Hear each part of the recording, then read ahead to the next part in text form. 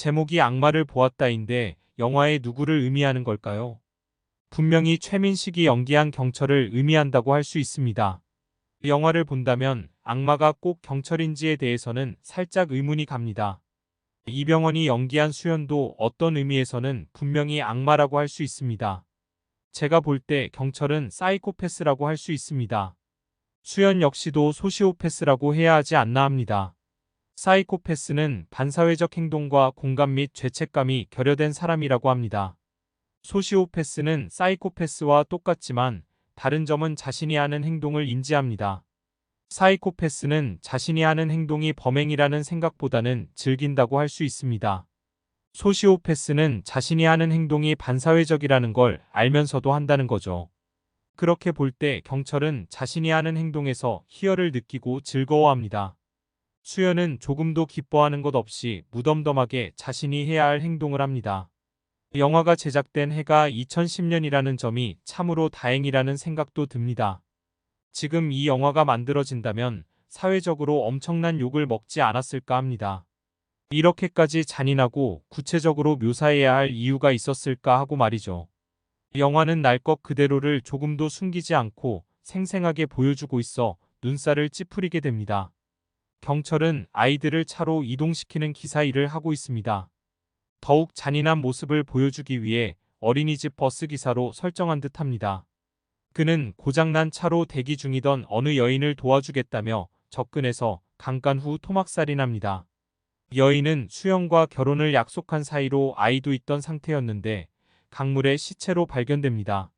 수연도 이 사실을 알게 되는데 국가정보원에서 에이스였다는 점이 경철에게 문제죠. 경찰에서 범인이라 예측했던 인물을 취합해서 한 명씩 찾아가 물어봅니다. 범위를 좁혀가던 수연은 경철이 또다시 어린 여자 고등학생을 잡은 날 발견합니다. 수연이 처음 경철을 만나는 시간이 영화가 시작한 지 30분도 안 되어 의아했습니다. 상영 시간이 이 시간이나 되는데 30분 만에 찾게 되면 어떻게 할지에 대한 궁금증이 생기더군요. 여기서 수연은 경철을 아주 괴롭힌 후에 이유를 모르겠지만 놔줍니다. 경철 입장에서는 누군지도 모르는 놈이 나타나서 자신을 거의 고문하더니 풀어줍니다. 경철은 이런 사실에 자신이 조롱당했고 바보 취급을 받았다고 생각하고 분개합니다. 수연에게 도망을 치면서 자신이 갖고 있는 본능대로 움직입니다. 그 과정에서 택시에서 만난 강도들은 경철이 위험하다고 느끼고 역습해버립니다. 수연은 경철의 몸에 GPS 같은 걸 심어놓고 근처에서 늘 주시하면서 기다리죠. 수연에게 당한 몸에 치료하기 위해 갔던 의원에서도 여 간호사를 겁탈하려 합니다. 그때에 수연이 나타나서 경철을 막아서면서 또다시 고문에 가까운 고통을 안겨주죠. 이런 식으로 수연은 계속해서 경철을 괴롭히며 조금씩 힘들게 만듭니다. 문제는 경철이 다니면서 악행을 저지르기도 하는데 이를 철저하게 미리 막지 못합니다. 이어 간호사 같은 경우에도 이미 지워지지 않을 무서움을 맛본 후에 도와준 겁니다. 비록 경철에게 자신의 애인을 살해했으니 복수하는 것이지만 일반인이라고 보긴 힘듭니다. 사이코패스는 아니지만 전형적인 소시오패스의 특징을 보이는 인물로 보입니다. 자신의 목적을 위해 몇몇 사람의 고통이 생기기 전 막지는 않았다고 할 수 있으니까요.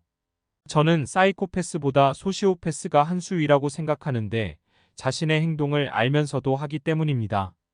영화는 그렇게 사이코패스와 소시오패스의 일대 대결이라고 할 수 있습니다. 마지막에도 아주 적나라하게 경철의 망가지는 모습을 보여줍니다. 시대에 따라 잔혹성과 묘사가 어떻게 달라질 수 있는 보여주는 영화라고 해야겠네요. 도대체 둘 중에 누가 더 악마인지는 모르겠으나 최소한 수연은 악마를 봉인할 수 있는 인물입니다.